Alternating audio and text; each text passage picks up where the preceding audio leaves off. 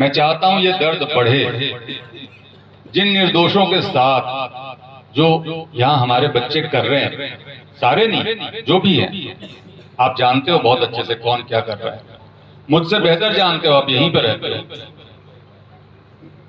उन निर्दोषों के साथ जो हो रहा है उसका दर्द आप तक पहुंचना चाहिए। लोगों ने सुसाइड तक किया, आपको पता है?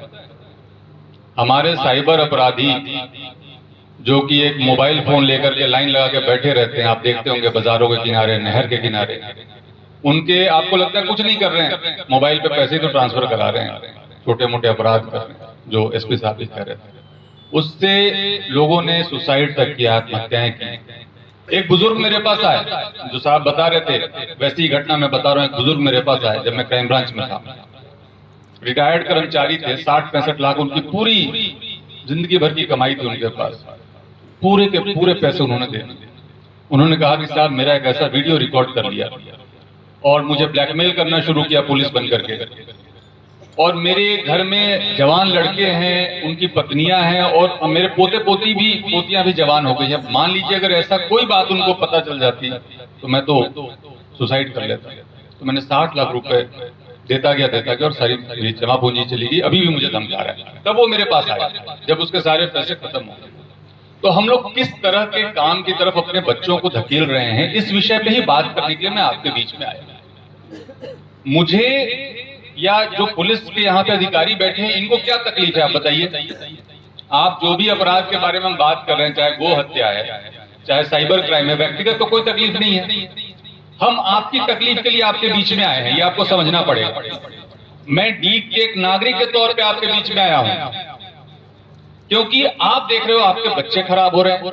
वो खराब बच्चे आपकी महिलाओं को खराब कर रहे हैं, आपके पड़ोस में जो लड़कियां उनको खराब कर रहे हैं, जैसा आप बता रहे थे। उन बच्चों के कारण वो निर्दोष भी परेशान हो रहे हैं, जो आप कह रहे हैं कि रातों में पुलिस इनको वेरीफाई करने के लिए ले जाती है। तो उसकी जड़ में तो जाना पड़ेगा ना, कि आखिर ये उद्भूत कहां से हो रहा है, उत्पन्न कहां से हो रहा है, और उनके लिए हम क्या कर रहे हैं।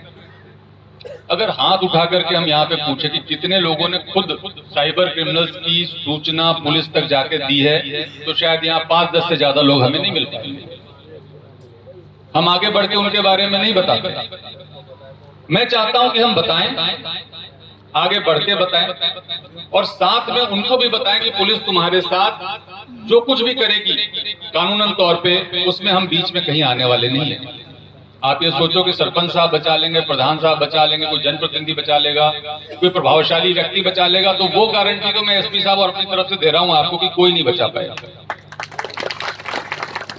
और मैं इसलिए भी आपके बीच में आया कि मैं ये आपको बताऊं कि मेवात जिस चीज के लिए जाना जाता था, हसन खां मेवाती के नाम पे मेवात का कितना सम्मान है, यही नहीं पूरी दुनिया में सम्मान है। और जो बता रहे थे एक भाई साहब मेरे यहाँ पे, कितना ब्रेन है यहाँ पे। यहाँ के आप मैकेनिक्स को देख लीजिए, यहाँ के ड्राइवर्स को देख लीजिए, इवन जो अपराध कर रहे हैं उसमें भी अगर आप केवल उसके ब्रेन के पार्ट को देखो, टेक्निकल पार्ट को देखो, तो कितने शार्प हैं बच्चे हमारे, और उनको हम सही दिशा नहीं दिखा पा रहे।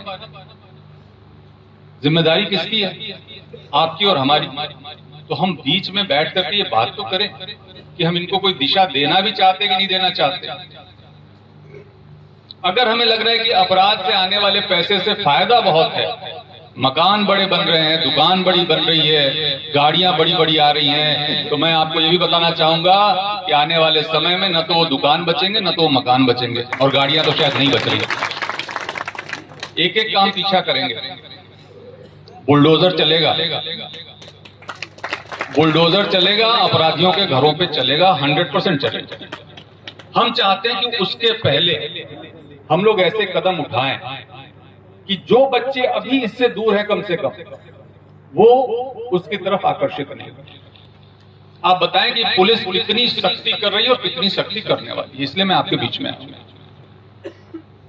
और मैं किसी भी तरीके से किसी का नुकसान, किसी का बुरा नहीं चाहता। जो शिकायतें थी कि साहब हमें वेरिफिकेशन के नाम पे परेशानी होती है, कतई हम नहीं चाहते। हम क्यों चाहेंगे? आप सोचिए, जब पुलिस किसी के घर में घुसती है तो वहां की महिलाओं की क्या स्थिति होती है, आप सोचिए जरा। जो माताएं होती हैं वहां पे, जो बहनें होती हैं, वो किस तरीके से बेचारी अपनी इज्जत को बचा के कहीं किसी कोने में दुपक रही होती है, छुप रही होती है। क्या देख के अच्छा लगता है हमें? बिल्कुल भी नहीं लगता। लेकिन वो जो नालायक जिसके कारण ये स्थिति आ रही है, उसको पकड़ के, कान पकड़ के हम कभी पुलिस को दे के आ रहे हैं क्या? इसके लिए मैं आपके बीच में मैं ये अपेक्षा करता हूं कि आज के इस बैठक, इस मीटिंग में हम ये तय करके उठे कि जो लोग भी हमारी पूरी कौम को खराब कर रहे हैं, जो लोग भी हमारी पूरी नस्ल को खराब कर रहे हैं और पूरे देश दुनिया में हमारी बदनामी करा रहे हैं मेवात के नाम पे, उस बीमारी को हम यहां से दूर हटा कर रहेंगे।